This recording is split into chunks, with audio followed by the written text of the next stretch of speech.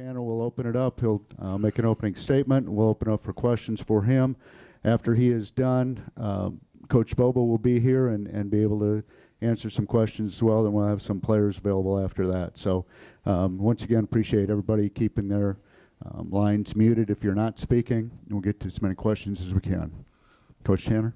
Thank you, Steve. Thank y'all for taking the time to join this morning. I want to open up to publicly acknowledge Coach Will Muschamp and his tenure here at the University of South Carolina. Since he got here in December of 15, he hit the ground running. And y'all are well aware of his passion, his dedication, his work ethic, and the culture that he created in a short period of time in this program. The next head coach will certainly inherit a very good situation as far as that's concerned. Over the years, I developed a great relationship personally with Coach Muschamp, which made yesterday even more difficult than maybe some circumstances would be. After 6 o'clock, we met yesterday, and as difficult as the conversation was, the class and dignity that he stands for was on display. I'm grateful for that. He also took the time to meet with his players yesterday. I met with the players as well, and President Caslin joined us. Coach Bobo has accepted the role as interim head coach. We met with the assistant coaches as we move forward. A difficult day yesterday for sure, but certainly a lot of bright spots in this program with Coach Muschamp's fingerprints on it. At the end of the day, the expectations to win games was coming up short, and that's what we're judged on. That's what our aspirations are. But life does become personal, and it doesn't make it easy in times like this. But I have a great relationship and respect for what Coach Muschamp did here, and we'll move forward, and he will support us, and he'll support the student athletes that he recruited here. He visited yesterday, as I said, and he'll be there for them, and I'm looking forward to, as we advance the program, and know we're in a better place because of the time that he did spend here. With that, I'll open it up for questions. David Cloninger with the first one. Hey, Ray, thanks for doing this. I guess the biggest question is what happens with Will's buyout? Will he be paid that full $13 million and change? I won't get into specifics on that, David, but as you probably know, and everybody has access to the contract, many of you have it, it's an annualized contract that could be adjusted by mutual agreement, but certainly that will be the case. Gene Sapikoff. Hey, good morning, Ray. What did you learn from the last football head coach search you made, and what will you do differently this time? The last time we went through this, and our deputy athletics director, Charles Waddell, at the time was with me every step of the way. We did a very thorough vetting process and interviewed a lot of great candidates. Going back to ending up with Coach Muschamp taking over the program with his experience in the Southeast, in the Southeastern Conference, being a player, the programs that he's been a part of, felt that we really did a great job, and we will do the same thing going forward. It may be a little bit different process. However, it's important that you vet, you take the time. Sooner than later is better. However, it's important that the proper vetting is done and we get the right person to move this program forward. What academic letter grade would you give yourself on the Will Muschamp hire? That's a tough question, Gene. You know, I got a lot of C's in college, but C's get degrees. You know, it's one of those things that, you know, when I talked earlier about character and integrity, doing the right thing, work ethic, passion, dedication, student athletes first and foremost, he did all those things. There isn't something I could stand up here and tell you today that would be derogatory toward his tenure. It's a matter of we need to win more games, and that is very important in this program. We understand that you can't win them all, but our goal is to be successful at a level that we haven't enjoyed in recent years. So I don't know that it's important that I give myself a grade because you guys do a pretty good job of that. Pete Acabelli. Hey, Ray, was this decision made solely yesterday, or if the Gamecocks had won on Saturday, would Will still be the coach? And why mid-season and not at the end of the year? Well, a lot of hypotheticals there, Pete, but I'll tell you the decision was made yesterday. It wasn't made in advance. There were some conversations that occurred.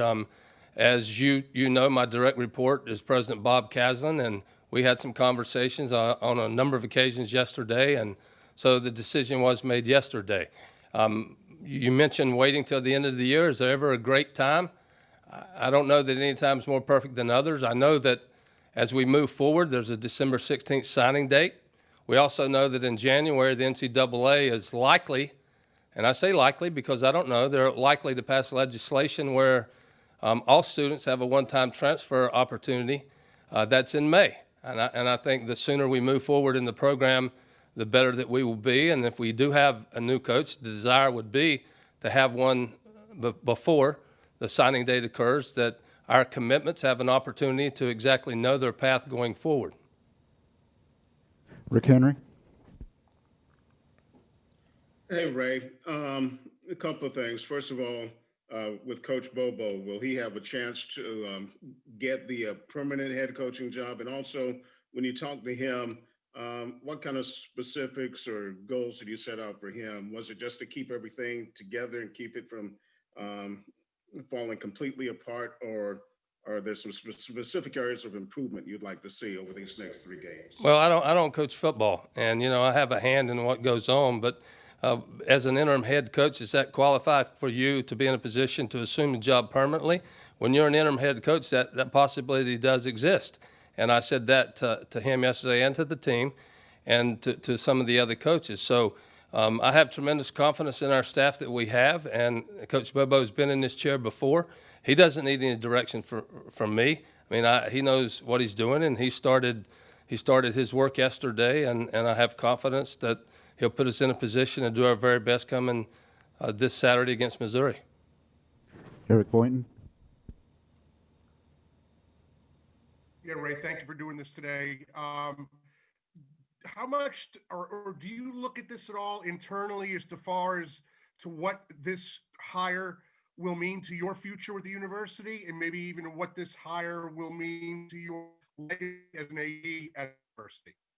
I think I lost you a little bit toward the end, but if I don't answer your question correctly, you can ask it again. But I'm not worried about me. This is a weed deal, and if I'm defined in a particular way because of a hire or a hire that didn't get made, then so be it. But every single day, like our coaches, whether it's football, one of our other sports, we do the very best we can to move this university forward in athletics. Being a student athlete is first and foremost, and getting that degree. But you get a chance to play intercollegiate athletics, and if it becomes a negative situation with me, then that's something that I have to live with. But it's not about me. I'm not worried about me. I worry about we, and that's what we're going to be focused on. And also, Ray, is there 2, 3, 4 things that are at the very top of your list as far as the credentials you're looking for in a new head coach? Well, I think that there are some things that are very important. I think as we sit here today and we think about college football, and you guys are so very knowledgeable and you follow it closely, it may be a time that it's everybody lights up the scoreboard. The 10-7 games are distant memory. So I think that's important that we maybe get an offensive-oriented type situation, whether it's the head coach or a fantastic coordinator to move the needle in that capacity. But the other things we had with all the passion and dedication, and you just want to get the right person, the enthusiasm. You want guys to have fun, and it's a heck of a lot more fun when you're winning. Colin Taylor.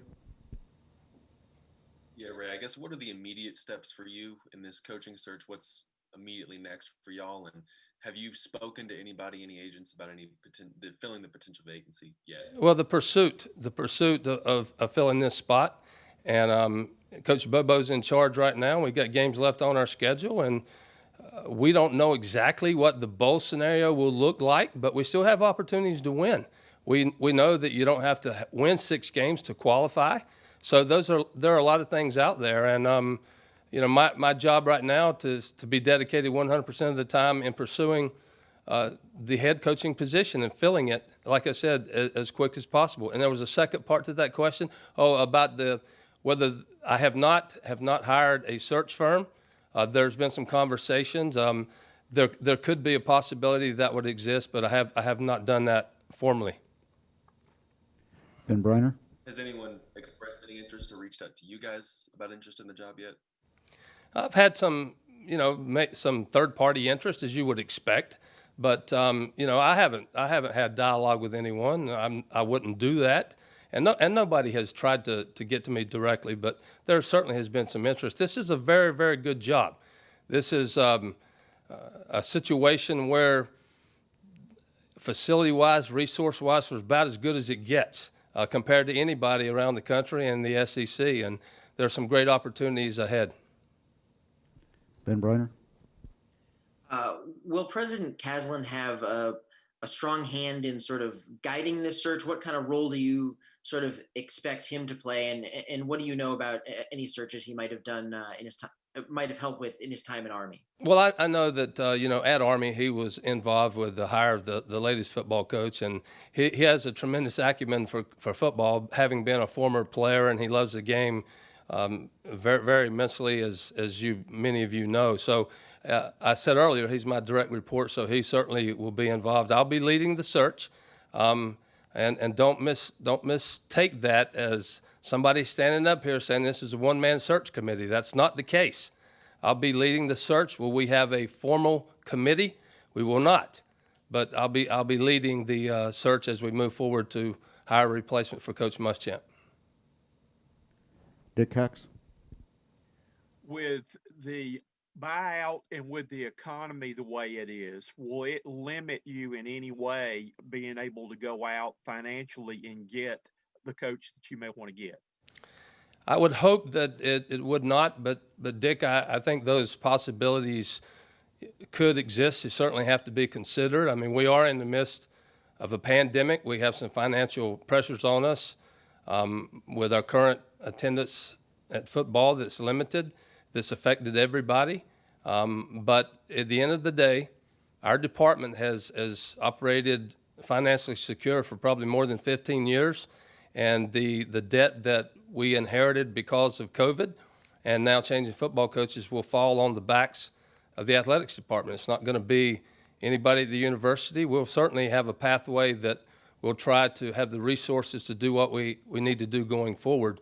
But at the end of the day, it will all come back to athletics. Will we be able to accomplish that next year or in 1 year? It will take us some time, but we will do that from the Department of Athletics. Mike Yuba? Right, I know a decision like this is a group effort, but how much say did you have in terms of making this decision right now, or did you kind of get a little pressure from either the Board of Trustees or President Caslen? I'm not, Mike. I'm not one that I live under pressure. Back in the day, pressure was getting 3 outs in the ninth inning. So we have a lot of people that are very much engaged in this program from a lot of different levels, our donors, our fan base, and they're important to me, and I listen. But they put me in this position for a reason, to lead this department. And while sometimes people don't necessarily agree with me, that's okay. I'm one of those people that I think we all get better when we agree to disagree. But I never fail to state my opinion or how I feel about things, and that was the case going through this process. And we're here today, and we're moving forward. Kyle Thomas? Ray, obviously you and Coach Muschamp had a really good relationship. Can you tell me about what that conversation was like yesterday at 6 o'clock?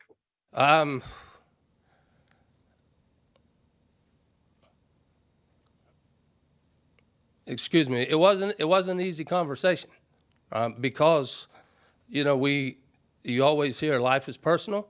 It is. And, despite the circumstances, you have to deal with the position that you're in. It was very honest and candid between us. It's about more than football. When you get down to it, a decision was made because of wins. It wasn't because of his character or the culture or anything. His class. It was about the bottom line, and that makes it hard. Makes it very, very difficult. But we had a great conversation. I can only imagine, how he might have been feeling, but I know what he said, and we embraced at the end of the conversation. And he wished me well. I wished him well, and he said, "I'll be here for you." And I guess late last night we exchanged a couple of texts. So it's a great relationship. It's a very healthy relationship. I wish that the circumstances were different, but we're both grown men, and we have to deal with the reality that we're in. Hale? Hey, Coach. I was just wondering, as far as dealing with the COVID protocols and meeting face to face with people down the road, how will that be a challenge for you, or are these types of things more over the phone, right up until things get down to the nitty gritty at the end? Good question. I think that I'm going to do my very best to be face to face in circumstances, but COVID is still here, and it seems to be somewhat aggressive right now. So that will not be ignored. I mean, there are opportunities that you can do Microsoft Teams or Zoom or whatever the case may be, where you can have some dialogue that works. But I've served on a couple other committees during this pandemic, and some have been via the Zoom, and others we've been able to get in a situation to meet in person, but not in an unsafe environment. So I would hope to be able to do that, but time will tell what we'll be able to do. Josh Kendall?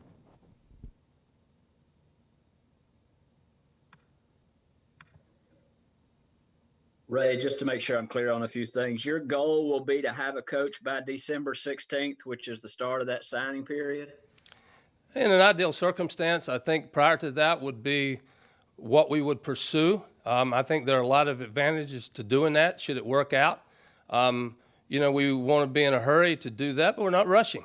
I mean, it's important that the right person's in the spot, and I'd like to do that. I think that it presents some opportunities on the recruiting trails, and it gives us an opportunity for our commits to know exactly what they're dealing with going forward. So it's a goal that I hope can be realized, but sometimes you don't hit all your goals. And on the buyout, wasn't clear. You were saying it's possible that you would negotiate something different than what's in the contract language, or you feel like the buyout is what's in the contract? The contract calls for an opportunity to negotiate an earlier circumstance if you both parties agree to it. Otherwise, it's an annualized contract. You probably have that, but that language is in the contract. And how much were the finances specifically impacted by the pandemic a factor in this decision-making process? Was that a high hurdle for you and the president to clear in your minds, or did you feel like it was a decision that needed to be made regardless of those situations? It was a discussion. Certainly, it's very important. I mean, we're facing challenges, in our department, like most athletic programs around the country are facing, with deficits going forward. And there was conversation about that. But we also felt like that we had an opportunity and a pathway financially to make a decision that we made yesterday. Scott Eisberg? Ray, wanted to know first if do you have to, has your coaching brain behind you? Obviously you were given a long time to kind of build a baseball program. Is it hard to kind of put that away when you know that in this day and age, it has to be done quick, wins have to happen quickly? Scott, you bring up a really good point. I had this conversation, I think late last night, with one of my colleagues, that, where we are today in this world with social media and instant gratification, the landscape has changed. Like it or not, we're living in a different era. I think you all can remember back, some are not as old as others, but you can remember back where a coach was a coach for a long time. And unless something happened, they remained the coach. It's not the case anymore. It's a results-driven profession. It's not just at the level of football. It has trickled down to the Olympic sports as well, and that was never the case. It's all changed. We realize it, and it's a circumstance that we're dealing with. But we're just not in a place that a coach gets a long tenure unless his success is off the charts. With that being said, do you have to walk into any interview and tell a candidate, I need you to win right away. I need you to turn this around ASAP? I don't know that I would approach it exactly that way, but I think that the people that we'll be talking to understand the dynamics of where college football is, especially in the Southeastern Conference. Mitch Brown. Ray, obviously the players weren't as happy about this decision. Some of them voicing their displeasure on Twitter. But for you, as you move forward in this coaching search, how much does their opinion and their say, the current leaders on this team, have and factor into this next coaching decision? Have a voice. As I said last night, I tried to plan and work as well as we possibly could internally with our senior leadership to make sure we got a chance to get in front of the players before there was any news that they had to hear it from another source. I think we might have accomplished that to a great extent, but what the players say and feel matters, and they'll be involved as we move forward as well. I think that's certainly important as we go through. They add a lot. I mean, no matter how old you are, people have something to offer. And it seems like I learn all the time from our student athletes, and you don't have to be 61 to learn. You can learn from a 21-year-old. Phil Kornblut. Yeah, good morning, Ray. After winning 9 games in the second year, what do you see as some of the reasons for the downturn in the program after that point? And excuse me, looking for the new coach, what things will you take from the last 3 seasons and apply towards this new coach to, avoid a situation where maybe there's an early high, but then things drop off? What things did you learn from watching this experience over the last 3 seasons? I don't think, I'm not going to get into specifics because it would be like armchair quarterbacking, and you guys do that too, and I'm not being critical. That's part of what you do. So I'm not going to be critical, but it is a tremendous challenge to sustain success, regardless of whether it's football or another sport. That is the challenge. I think that a lot of good coaches have good runs. Being able to sustain it is something else, and you guys have seen it on the gridiron and in other sports, and that's it's an opportunity where you continue to build. I think you have to work extremely hard, and Coach Muschamp did. You have to work extremely hard when times are great, and when they start to get fractured a little bit, and it doesn't always work out perfectly, but that's the situation. I wouldn't go back and, like I said, you could armchair quarterback a little bit, but I never felt like that there was a time that, well, we won 9 games in year 2. We beat Michigan, so it's cruise control from here on out. He certainly didn't take it that way, and that wasn't the approach that I saw. So I don't know if there's a perfect answer. David Connor. Ray, a little bit off topic, but the game this weekend, Missouri had some COVID issues. Have you guys had any dialogue with the SEC about if that game is still on for Saturday night? I had some interaction last night with Mizzou. The athletics director, Jim Sturk, and I were going back and forth. They were in a pretty good position. We all were tested yesterday. So, as you know, we're going 3 times a week, and we're hopeful. He was optimistic that they were in a good place. And, knock on wood, we've been in a pretty good pattern for a while now, and we hope to continue that. It was a strange Saturday where 4 games were postponed and only 3 played. So right now we're optimistic. We'll get our results back today, and then we'll go back in tomorrow. Ben? Ray, 2 questions.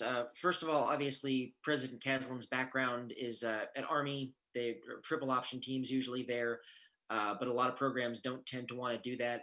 Would a triple option coach potentially be disqualified on that front just from that sort of schematic side?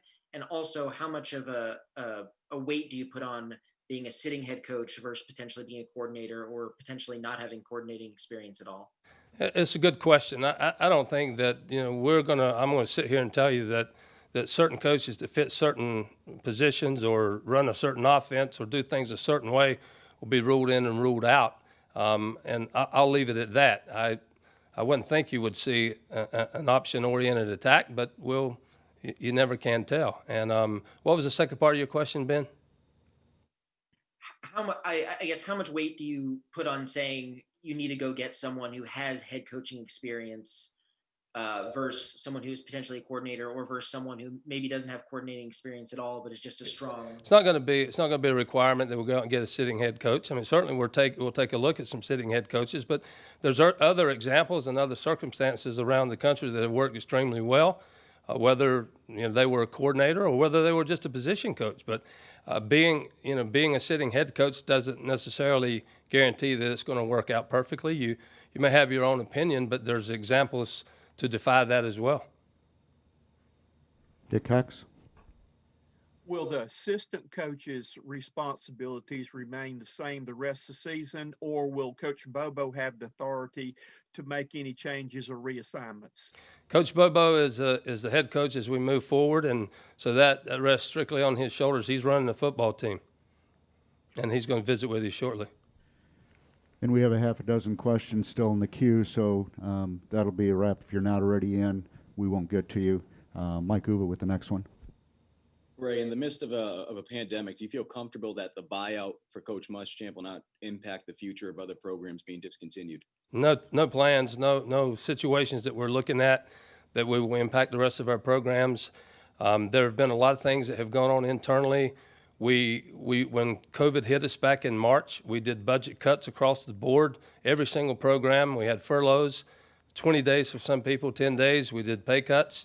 Some of that will continue in 21 and 22, but it's not going to impact our programs. As I have expressed many times to our staff and our CFO, Jeff Tallett, that we certainly have to make adjustments. But the experience and the life of a student athlete, I do not want to be affected. So we're going to try to remain intact and do what we need to do to provide a great experience. So hopefully we have an opportunity to continue. Their runway is much shorter, so we have to do our very best to provide that experience for our men and women who play sports. Thank you. Colin Taylor?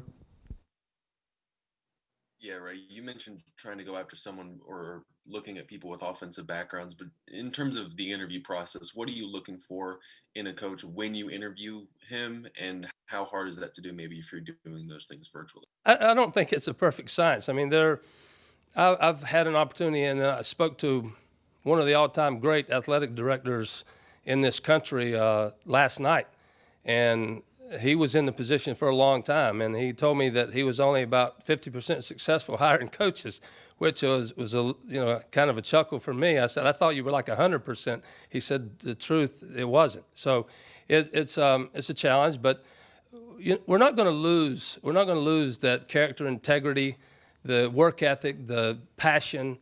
Student athletes first mentality is in a different place than maybe many years ago. Those remain the same. But the student athlete experience and a person that would inject a tremendous amount of enthusiasm and fun into the program is very, very important. Yes, you want a knowledgeable coach, maybe a coach that can win right away if that's the case, but has the energy and the excitement to do that. I don't think that there's a perfect formula to be successful, but you got to hire the right person. And then what happens on the field, you hope is a great outcome. Josh Kendall.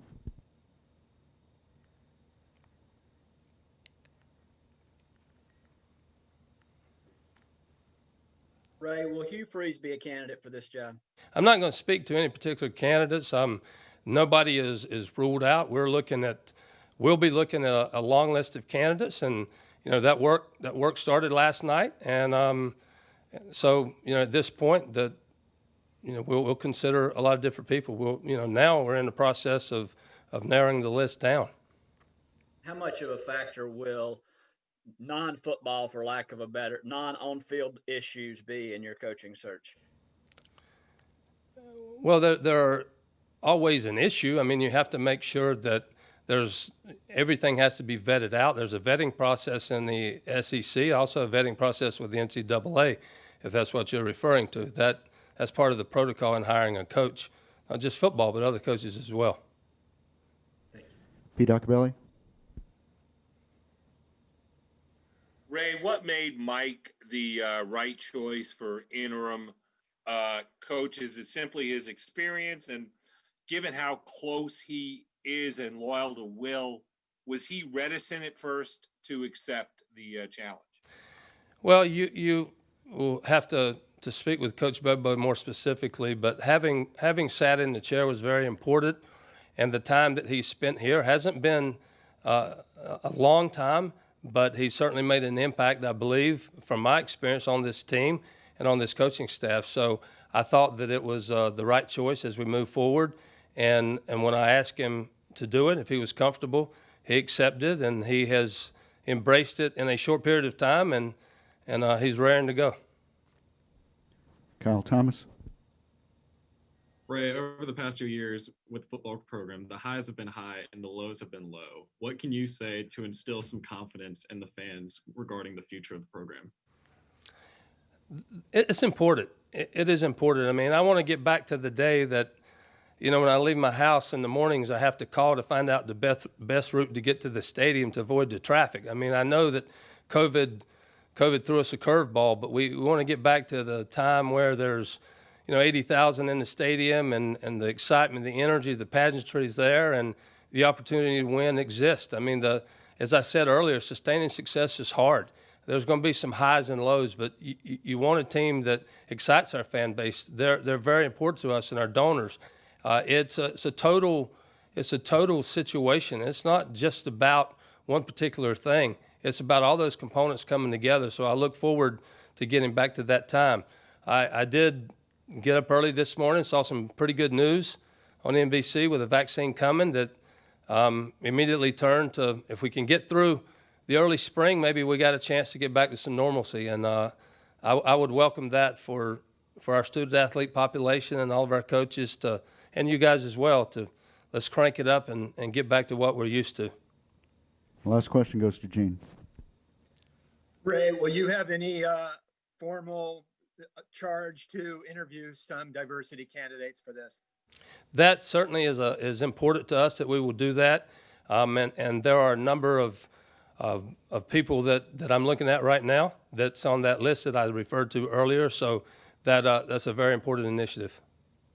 All right, thank you, Coach Tanner. Thank you, guys. I appreciate it. Thank you. Appreciate it, Ray. Thanks, Ray.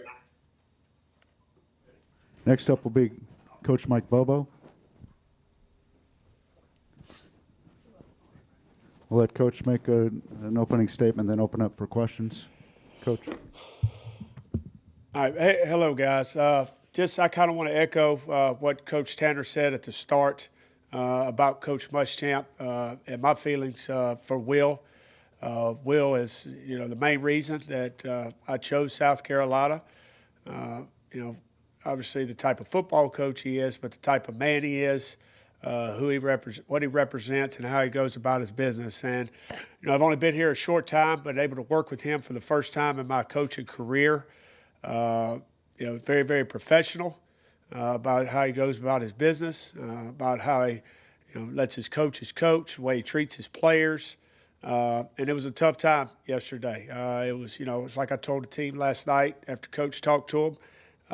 We lost, our coach. We lost our leader. And a lot of us coaches lost a friend and a father figure to a lot of those players. So it was a tough day yesterday. It'll be a tough time going forward. And like Coach told him, and then I talked to him afterwards. Life is tough too. You're defined by how you respond to challenges, and we definitely got a challenge in front of us. As a football team and as a football staff, but it's also an opportunity to come together, even closer than what we were, and play for something. We got another opportunity this week. It'd be one thing if the season was over, but we do have more opportunities to play and represent, South Carolina. And that's my job sitting here today is to get this team ready to go this Saturday, to put the best foot forward when we take the field Saturday night and play with a heart and passion for South Carolina. Questions? We'll open up for questions. I would advise you, Coach Bobo will be available tomorrow at 12:30 in the regular Tuesday press conference. So the Missouri questions, if you want to table those till tomorrow, that'd probably help us, as obviously we got That'd a lot be of good. questions Got to some get game through. plan So, to do. having said that, if David would go first. Hey, Mike, thanks for doing this.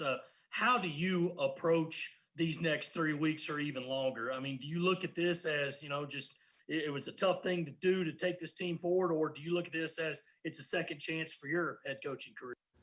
No, it's not about me. And Coach kind of mentioned it's about us. It's about we. It's about it's about everybody. We all have individual goals and aspirations, but to be honest, it's not about that. It's about these players.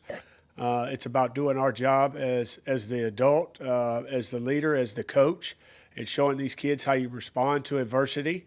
That you got to get up and you got to go to work, and that's going to be my message and how I go about my business as we move forward on a day-to-day basis with these kids and with the staff. Dick Hex. Mike, I know you're an offensive guy, but do you now take a look at the defense, making possible changes in your staff reassignments or personnel on the defensive side of the ball? I'm going to look at everything, and again, it goes to what gives us the best chance to win the ball game this coming Saturday against Missouri. So we're going to do whatever we feel like gives us the best chance to win that ball game. We are going to assign a 10th coach, and that's going to be Connor Shaw. Is going to help out in the quarterback room. Just take, for example, today, I haven't, been able to be in the offensive staff room more than 5 minutes today. So there's some things that need to be, handled throughout the day and maybe during practice some as your role expands as a head coach, that Connor's going to assume those duties. But, as far as, offensive, defensively, and special teams, we're going to look at a lot of things. And again, we're going to do what we feel like gives us the best chance to win the ball game on Saturday, and that's what Coach Tanner has entrusted me to do, and talked to our staff last night, is to go to work and put our best foot forward, and that's what we intend to do, and that's what the other coaches in this building intend to do. Mike Hoover. Mike, what do you tell these players right now? Because obviously they're hurting. You have young men, some freshmen, sophomores. What do you tell them, knowing that you got 3 more opportunities, potentially a bowl game left, but just trying to get back to work today and get ready for a game this weekend? Well, we had a chance to visit with them last night after Coach finished talking to them, and Coach Tanner, President Caslin addressed the team. Monday is our day off. It's the way the schedule is set up through Coach Muschamp.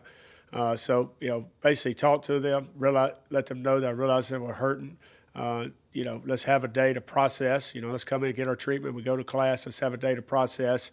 And we come in this building, we're coming in the building to work. And that's easier said than done. I know we're going to have to work through things as we continue to move forward. But, the thing about, playing this sport, it's you tend to, it's a family, and guys are close, and guys are going to want to play for each other, and that's going to be the objective. But today is more of a process day for those guys. I know they're hurting.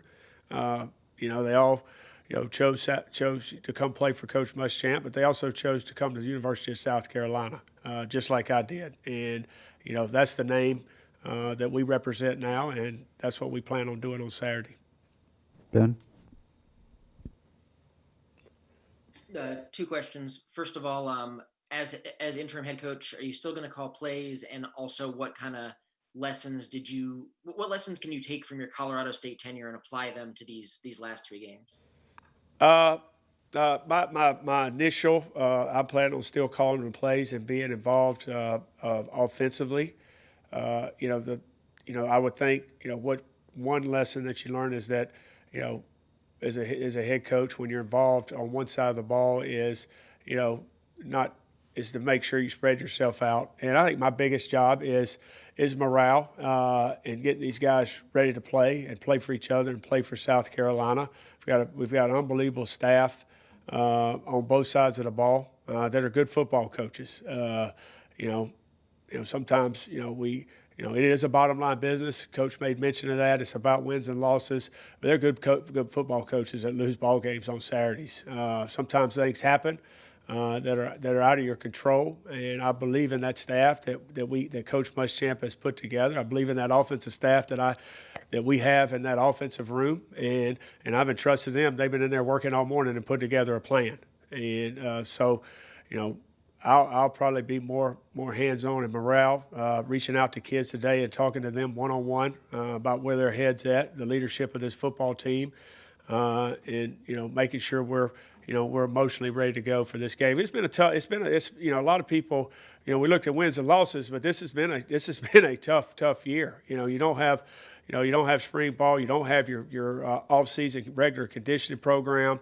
You bring them back right after the 4th of July, and these kids have basically been practicing since July 13th. I mean, that's a long time. I think we're on our 18th or 19th week of practicing football, and that's a long time. Football is a heart and passion sport, and a lot of what makes this place special here is the passion that you get on Saturdays, and you don't have that because of the pandemic. And it's been a long and challenging year, and kids are resilient, but they're also kids too. So our job as coaches and teachers is to again show them the way of how you go about your business and work when things aren't ideal. And we're not in an ideal time, and this is an ideal situation, but we still have a job to do. I've got a job to do, and they've got a job to do in representing South Carolina. Rick Boynton.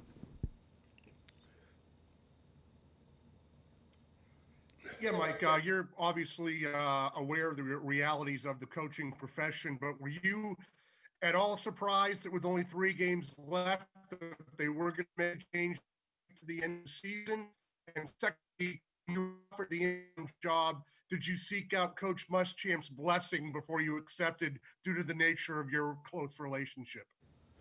I'm gonna say I'm not surprised by anything in this profession. It's not a patient profession. You go take any job or go into any situation. We all realize it's a bottom line business, and but I wasn't sitting here, thinking it was going to happen. If we don't win this game, you can't concern yourself with those things. You concern yourself with, doing your job and getting your guys ready to play on a day-to-day basis. Coach Muschamp pulled me in yesterday earlier in the morning around lunchtime, and we talked about a lot of things. I'm not going to get into specifics, but I did talk to Coach before I talked to Coach Tanner. Kyle Thomas. Mike, thank you for doing this. When you were presented the opportunity to take over, what was going through your mind? What were you feeling whenever you were asked to take over as the interim head coach? I was hired here to do a job. I wasn't hired here to be the interim head coach. I didn't come here to be the interim head coach. I didn't come here to aspirations to be the head coach. I came here to work for Will Muschamp and help him succeed here. So when the news came down, my initial transparent honesty is I felt like I let Coach Muschamp down. I didn't get the job needed to get done on offense to help us win enough games. So that's what upset me. But at the same time, I was asked to do a job. I told the team last night, the result was not what we wanted last week at all. But those kids fought their tails off. And if I saw any quit or any culture problems on this football team, I would not want to be part of this. And Coach Tanner mentioned it earlier. The culture and these kids and what they're about. Coach Muschamp has a great group of kids, and it's because of Coach. And I wanted the chance to finish out this season and do the right thing by Coach Muschamp and this university that hired me. Colin Taylor. Mike, two questions. Just health wise, how are you feeling, and do you feel like you're ready for the stresses that come with being a head coach? Uh, trust me, there's stress in being an offensive coordinator too. That's that's part of this profession is stress, but part of this profession is pressure, and I think pressure is a privilege. I chose this place because of Will and because of this place has a chance to, I believe, be a great place. I knew it wasn't going to be easy, and I knew there was going to be more pressure here. There were going to be more challenges. So that doesn't worry me about extra stress, extra pressure. My health's fine. I feel great. My weight's not good. I need to lose some weight, but other than that, I feel good. Pete You all Acabelli. probably need to lose a little bit of weight. I'm curious too. What's your role now in recruiting with some of these guys you have committed for this? We're in the process of the assistant coaches are reaching out to guys and talking to them and letting them know the situation. After our conversation with Coach Tanner last night, it would just be communication, and talk to them about South Carolina and the process that coach is going through and finding a head coach, and that South Carolina is going to be committed to them, and for them to be patient. And you chose South Carolina for a lot of reasons. Not just a lot of them were Coach Muschamp, but a lot of them to do with wanting to play here and play at Williams-Brice and get an education here at South Carolina. So we're going to continue to sell those things and be honest and transparent. There's nothing. I mean, in a situation like this, to me, it's all about honesty to those kids, being honest about where we're at. What are we doing at this moment? What's my job? What's Coach's Tanner's what he's doing as far as the search, and him being honest with the recruits too. I think that's the only way to be is honest and transparent. And if I can't give an answer, you're honest about it. You don't know the answer to that, and those kids have to make those decisions. Pete Acabelli. Mike, just two quick things. So you said you're still going to call plays. Does that mean will you call plays from the box, or will you be down on the sidelines now? I'll be on the sideline. I was actually on the sideline this last game against Ole Miss, but I'll be on the sidelines, and I might, move somebody up in the box. Last week I put Des Kitchens in the box for an extra set of eyes. I haven't got that far. I do know Joe Cox is in there right now. He's heading up our offensive meeting and kind of taking over my role in that meeting room. So I'll get together with him and the rest of our offensive staff and see where we're at as far as game plan wise for practice tomorrow. Tuesday is usually a first or second down day. The plays that we're going to run on first and second down and see where we're at and go from there. But I will be on the sideline for the game. And have you talked to Will since all this happened, and how's he doing and holding up? Yeah, I talked to Will several times yesterday before I talked to Coach, and then I called him on the way home, and basically just let him know I was thinking about him, and apologized for not helping him get it done, and talked about our kids, and talked about both our kids playing for a state championship on Friday night at Hammond. They're playing in Charleston Southern, I believe that's who they're playing there for the state championship. So we talked about that. Chandler Mack. Hey, Coach Bobo, thanks for doing this today. Just kind of talk to us about, this has been a trying year on so many fronts, from the COVID-19 pandemic to the protests that took place earlier this year, and now to, obviously, Coach Muschamp getting fired. Talk to me about what was that first meeting like with the players, and what's the morale of the team like right now? Well, I would say, we're not there. It was a tough day yesterday. It's been a tough year. It was a tough Saturday night in Oxford. All tough situations that they're dealing with. And Coach told me one time, winning's good for team morale and losing's bad for team morale. So when you're losing ball games, morale is not necessarily great. And then you lose, your leader and your head coach yesterday. Morale's a little bit down. But we talked to the leaders on the team. We broke off individually and talked positionally. And you've got good men on this staff that Coach Muschamp hired, and talked to these kids about life and how you handle adversity. How do you handle things when they don't go your way? And again, that will be, our message to the guys, but we'll also try not just words, but we're going to show them how you go about your business when things don't go your way. And that's my number one job, and these coaches' number one job, is to show these kids, the way you go about things when things don't go your way. And things haven't went our way. But there are a lot of things that don't go people's way in life that people are dealing with a lot worse things than what we're dealing with right now. And we ought to be thankful that, we're healthy and we get to play the game of football and have another opportunity on Saturday to play 7:30 against a SEC opponent in Missouri. We'll take three more, Scott, then Ben and Phil. Scott? Mike, did Will indicate to you at all in your conversations what his kind of plan is going forward? Does he want to lay low for a little while? Does he want to jump right back into being a head coach, or do you think he'll kind of revert back to his days as a defensive coordinator?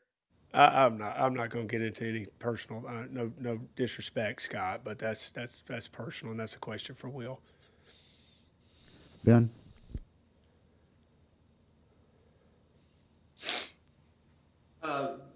Mike, just what kind of, do you have a sense of how much your daily routines are going to change with this, with this move up? How does your life and how does your day sort of shift on that front?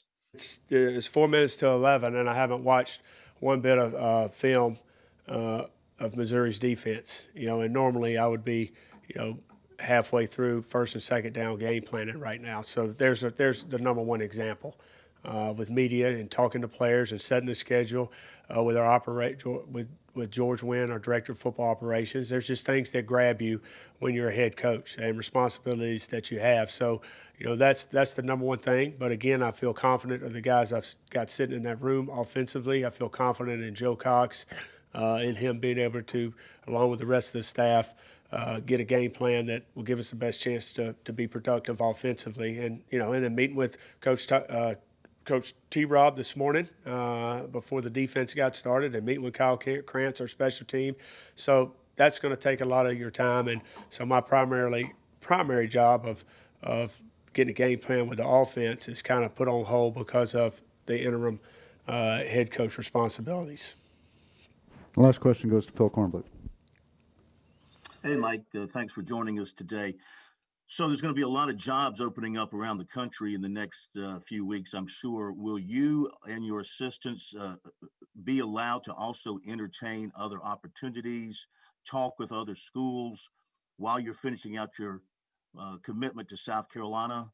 Will that be allowed for you guys, or do you have to wait? Well, I can't. Coach Tanner really didn't address that last night, but I addressed it with our staff. We all got families.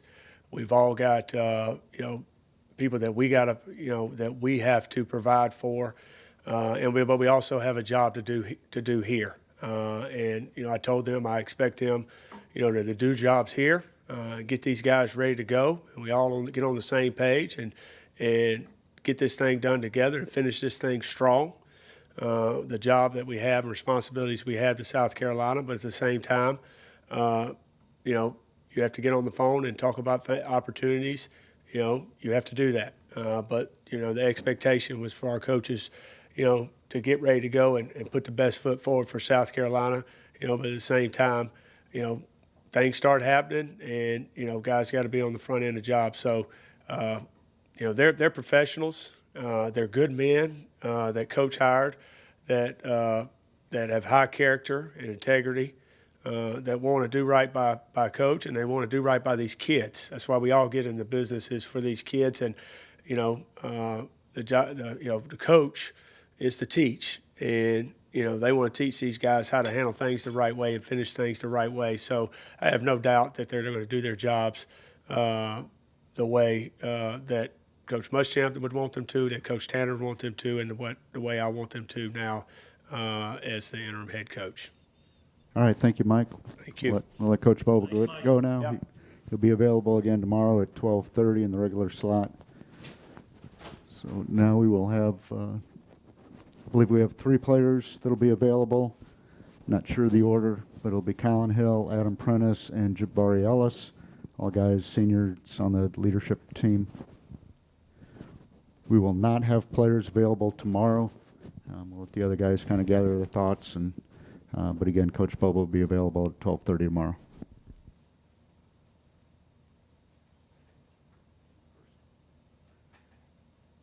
All right, first up will be Jabari Ellis. Raise your hands. We'll get questions for Jabari. And we're ready to go. David with the first one. Hey, Jabari, thanks for doing this. Obviously, a very tough day yesterday. Just among your view, how did the team react to the news of Coach Muschamp getting fired, and how do you guys feel prepared to go forward with these next 3 games? I mean, you know, it hurt, but it's life, you know. It is what it is. We focused on the next 3 games, you know, trying to turn it around and get a win. Rick Henry. Hey, Jabari, thanks for your time today. It's been a tumultuous past few days for everyone associated with the team. As a senior leader, how are you going to help your teammates get ready to play a game in 5 days? I mean, to get that focus with everything that's happened to you the past few days. First off, glad to see you doing better. But, I mean, it's just all going to come down to rallying the troops. I mean, Coach Muschamp's message, you know, still in effect. Rally the troops, circle the wagons, you know, focus on football. Thank you. Chandler Mack. Jabari, thanks for doing this today, man. Talk to us a little bit about, you know, this has been a trying year in general, from the COVID-19 pandemic to the protests that took place earlier this year, now to Coach Muschamp's firing. Just what's the morale of the team like right now? And as a senior on this team, talk to me about just, you know, how are you encouraging other players on the team to stay engaged with what's going on for the rest of this season? Well, you know, football, it kind of teaches you about life. So, Coach Muschamp's message, you know, still in effect. He was more than a football coach. You know, he taught us about life. When adversity hit, you know, you got to go through it. And, you know, so basically, a lot of the seniors on the team, a lot of guys on the team, you know, we focus on being where our feet are, you know. Like Muschamp got a lot of quotes, so what, now what, play the next play.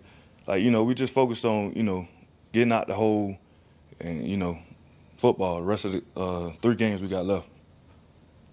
Ben Briner. Jabari, hey, have you had a chance to speak directly to Coach Muschamp? And if you did he have any message for you? Yeah, I mean, it was briefly, but, you know, I just told him how much I appreciate him, appreciate the opportunity, you know, kind of had, you know, emotional moment, but that basically was it. He told me, you know, just keep playing hard. You know, he wants the best for us. He told us he's still going to support us 100%. And that basically was it. Colin Taylor. Yeah, just kind of you touched on it a little bit already, but just take me through what that meeting was like last night, and who were some of the main players that stepped up and talked after everything was kind of hashed out? I mean, it was an emotional meeting, man. I feel like that type of meeting, you know, kind of need to stay in-house. You know, it was a real-life situation. So, you know, it kind of just stuck between the team. Kyle Thomas. Hey, thanks for doing this. Obviously, Coach had a big impact on all the players that he coached. Talk to me about his impact on you personally. Coach Muschamp, just like I said before, he was more than a football coach. You know, he taught me a lot about life. When I first got here, I didn't really understand, you know, certain things going through life, or, you know, how to really fight adversity. But he kind of taught me how to fight adversity. Definitely a coach that would be missed. He was a player's coach. What I'm happy about, he came in fighting for his players, and he left fighting for his players. So, you know, that's big. We appreciate Coach Muschamp to the highest. Hope nothing but the best for him. Hill McGranahan. I don't have a question. That was my question. Thank you, Steve. Thanks, Jabbar. Ben Briner. I wanted to ask, what was yesterday for you guys as players? What was going through yesterday like before the meeting? Are you checking your phones? Are you seeing kind of the rumors and the rumblings? Or I guess practice was canceled. What was kind of going through yesterday like? Well, I mean,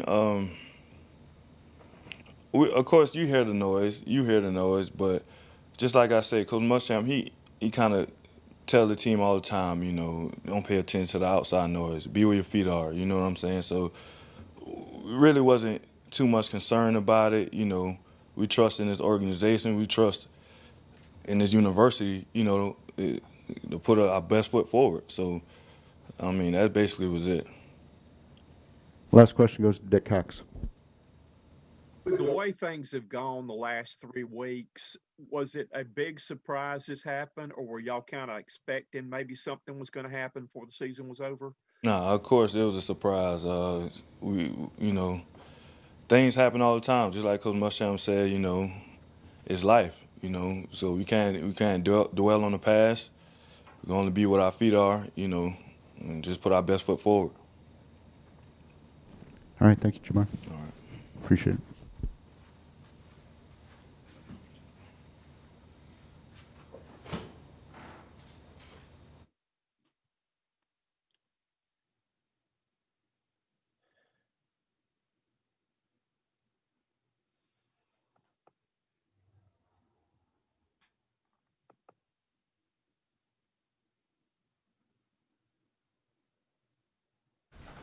All right, next up will be Adam Prentice. Questions for Adam, raise your hand, and we'll get to you, Mike, you with the first one. Obviously, this has been a tough, 24 hours for you guys. But as someone that has played for Mike Bobo, what do you think he's going to be able to do to be able to rally the guys together to not just for these last 3 games, but getting ready?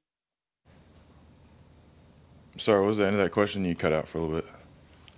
What do you think Mike Bobo is going to be able to do, having played for him at Colorado State, to be able to get guys focused this week and be able to bring you guys together through a tough time? He's a very passionate guy. He's passionate about what he does. He loves his players, loves his coaches, loves the game of football. He's very passionate. He's going to rally guys, and he's a great motivator. He's going to coach you hard, love you hard. He's just going to get us ready to go. Ben Brenner. Hey Adam, thanks for doing this. When you're going through yesterday, are you seeing reports? Are you kind of getting a feel that some of this might happen, or when that meeting is called, do you think you know what's going to happen, or does it kind of come as a surprise when they called you all in there? I mean, we got back late yesterday morning, so I was sleeping most of the day, doing some treatment. So I wasn't really focused on what was going on in the media. I try to stay out of the media. But when we got the text last night about the meeting, you kind of think that, maybe that's what's going to happen.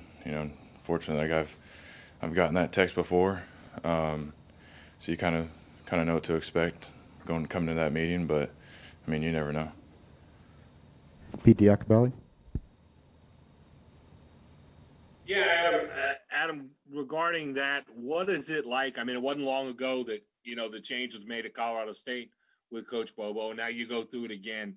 How difficult is this process for you to go through? It's tough. It's tough for, myself and a lot of other guys. I was fortunate to be with Coach Muschamp for a year, and obviously Coach Bobo multiple years at CSU and now here. It's tough when, especially guys that came in with Coach Muschamp and been here multiple years. They have a lot of respect for him and who he is as a person and as a coach.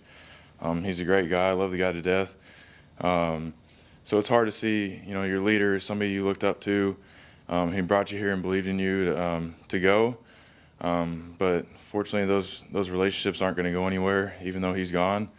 And that respect and love that we have for him is not going to be gone. Hale. I know most folks just see Coach Muschamp on TV and on the sidelines and hollering and screaming and stuff like that. But what's he like when it's just you guys hanging out and just talking and being individuals and that kind of thing? He's a friend. He's somebody you can go to. He's very personable. Go to anytime, anything you need. You see him through a hallway. It's just, how you doing? How's it going? How you feeling? How's school? How's your family? Most of the time you see him in the hallway, it's not, talking about a football game or practice. Just, how are you doing as a person? And what can I do to be there for you? John Whittle.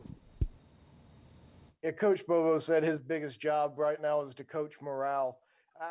Where do you get a sense? I know it's still fresh for you guys, but but do you get a sense of where team morale is right now as far as, wanting to finish the season strong or whatever emotions may come about? I mean, throughout this season, I think our morale has been pretty consistent. We're coming ready to work and every week, and I think that's been apparent in how we played last Saturday night and previous weeks. We're going to come out and give our best foot forward every week, and we're just focusing on playing Missouri this week and getting a win, and then worrying about the next two after that. Anything else for Adam? Don't see any other hands. All right. Thank you, Adam. Appreciate it. Thanks, Adam. Appreciate it. Thank you.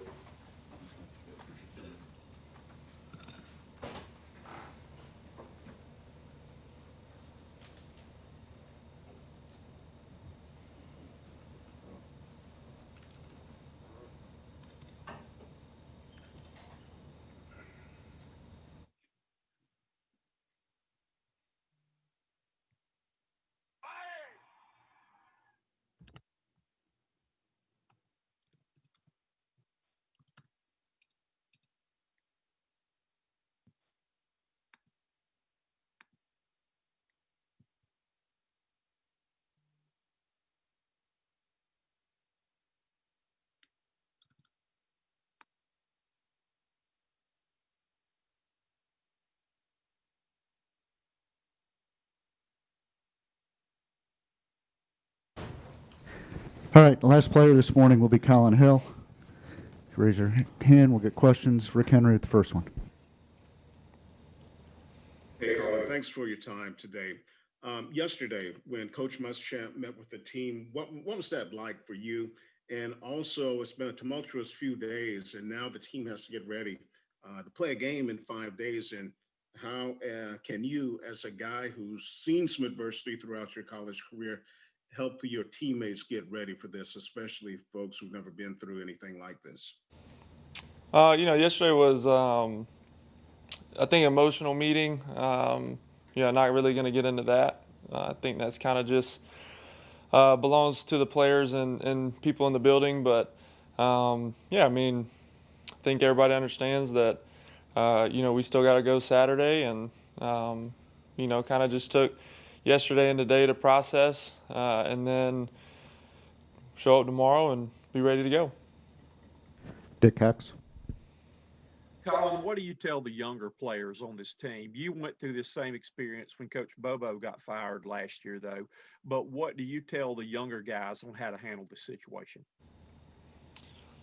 We haven't, obviously, like I said, we were off today. Haven't seen too many guys, but just encourage them. It's still football. Obviously, it's not fun to go through transition, but you're still playing the game you love. Come out every day and just make the most of it and continue to just try to get better every day. I mean, it's hard, but it's still football. Colin Taylor. Colin, maybe a little off topic, but Connor Shaw is going to kind of work with you guys at quarterback some. I'm just curious what y'all's relationship is after being here for a little bit, and how excited are you to kind of work with him? Well, that was news to me, but I love Connor. We've got a good relationship. We got here in January and really have gotten pretty close. So it's been great to get to know him and just talk to a guy that's been in my shoes before. I'm excited to work with him. Kyle Thomas. Oh, thanks for doing this. Talk to me about the team identity now that there's a new interim head coach. Talk to me about what the team does moving forward with that.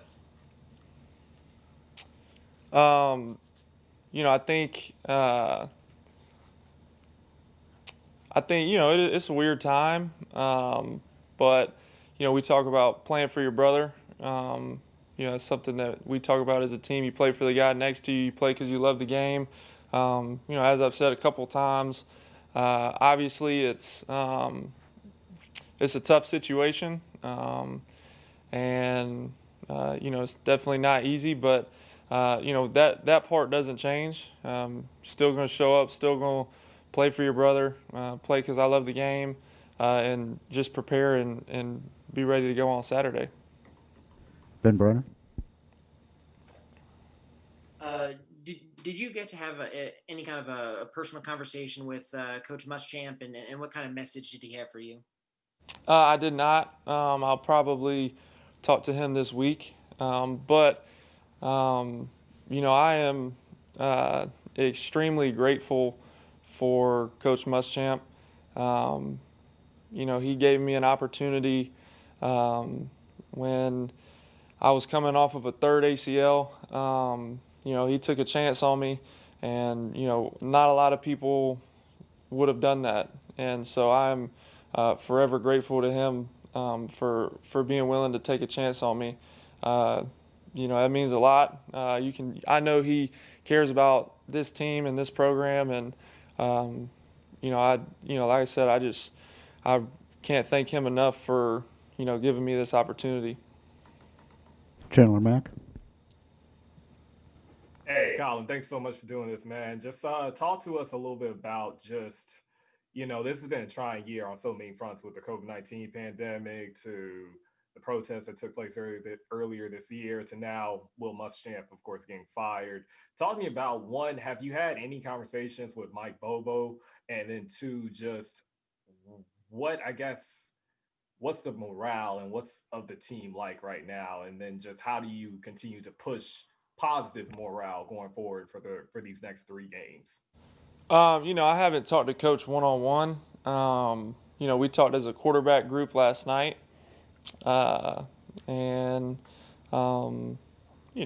It's the morale of the team.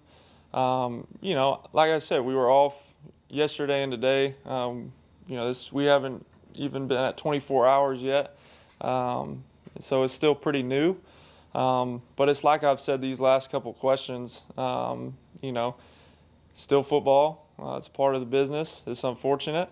But you got to be ready to go and play for your brother. And that's kind of all I got on that.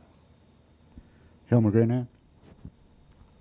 Hey, Colin, what is Coach Muschamp like with you guys behind the scenes? I know everybody sees him on TV and fired up guy on the sidelines and stuff, but what's he like with y'all? He's great. I've only had positive interactions with Coach. When I got here in January, is the type of guy that just come and sit down and have lunch with you. When it's mealtime, very. He's got a big heart. You can tell he cares about everybody. It doesn't matter who you are. He cares about you. It makes you feel like, that he's glad that you're there. And like I said before, I'm extremely grateful for him and just believing in me and giving me this opportunity. But yeah, I mean, he's a great coach to play for, and I'm proud to have played for him for sure. Eric Boynton? Yeah, Colin, Ray Tanner said just a little bit ago that the players would have some sort of input into the new hire. What do you and your teammates, what kind of input do you guys expect to have, or maybe what do you hope to have as far as at least having some sort of voice on who comes in next to be the head coach of this program?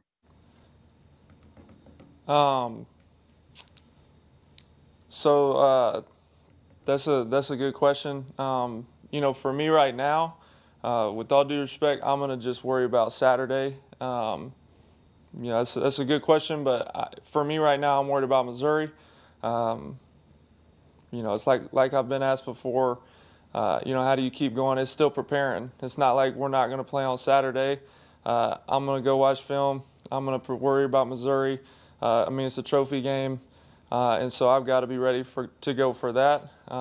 If Coach Tanner or administration, has any questions for the players or for me or anything, obviously I'm more than happy to help and give input. But as of now, my responsibility is to play quarterback for this team, and I'm going to do that by preparing this week to the best of my ability. So as of now, that's not even really on my radar.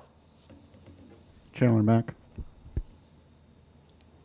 Hey, Colin, yeah, kind of keeping things with Missouri. I know it's still early in the week and everything, and with everything going on, I don't know how much preparation you've gotten started with that, but just talk me about what do you feel the team needs to do to get back on track and get a win against Missouri on Saturday? I haven't had the opportunity to watch a lot yet, but you know, I think they're a good team. I mean, everybody in this league's good. You know, we're just going to have to go out and compete for 60 minutes, and you know, that's all I got. Like I said, I haven't really had a lot of time to watch yet, but you know, I'll have more for you later on this week. All right, thank you, Colin. Appreciate it. And that is a wrap from here today. So appreciate everybody joining, and we will talk to you again tomorrow, 12:30 with Coach Bobo.